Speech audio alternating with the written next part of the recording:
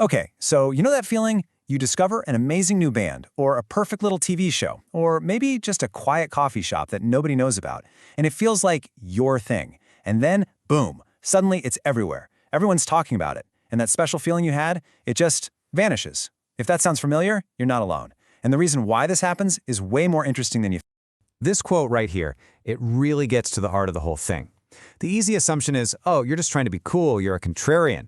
But what if it's something way deeper?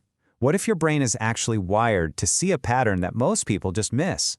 I mean, that really specific feeling, that little switch that just flips in your head. One day you absolutely love this thing, and the next it's on every billboard and every ad, and poof, the magic is gone. That switch is exactly what we're going to break down because it's a fascinating psychological trigger. All right, so let's start with the labels. How does the world see this behavior? You know, society loves to put things in nice, neat boxes. And if you're not jumping on the bandwagon with everyone else, you get a label slapped on you pretty quick. So on one side, you've got the misconceptions, the easy judgments. You're a hater, you're an elitist, or my personal favorite, you're just trying to be different. But the psychological reality is something else entirely. It's not about rejecting other people, it's about having strong identity independence and a naturally lower need for social conformity. You just don't need the group to tell you what's good. So if it's not about these social labels, what's actually happening on a cognitive level? Let's take a look under the hood at what's really going on inside your head when that massive hype train leaves the station and you decide to just stay on the platform. A huge part of it starts with something called internal validation. It means your brain isn't really wired to get that rush of belonging just from liking what everybody else likes. Instead, your sense of what's good or what's valuable comes from your own internal assessment, not from the crowd's approval.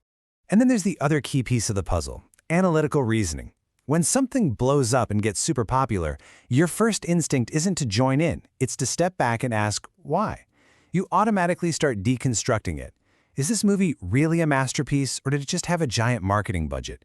You're always looking for the substance behind the hype. And this really illustrates the core trade-off, doesn't it? For most people, there's a huge feeling of comfort and reassurance that comes from agreeing with the group. It just feels safe. Your brain, though, it kind of bypasses that. It's on the hunt for hard evidence.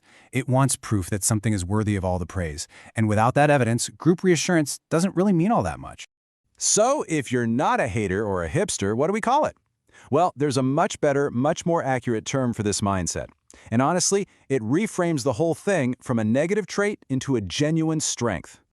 This is it, right here. Intellectual autonomy. It's the ability to hold your own ground mentally, to form your own conclusions based on your own standards. See, it's not about active rebellion. It's about resisting passive agreement. You just don't automatically absorb the opinions of everyone around you. And this trait comes with some serious superpowers. You get a natural immunity to groupthink, which is incredibly valuable. You develop a much stronger, more authentic sense of your own personal identity.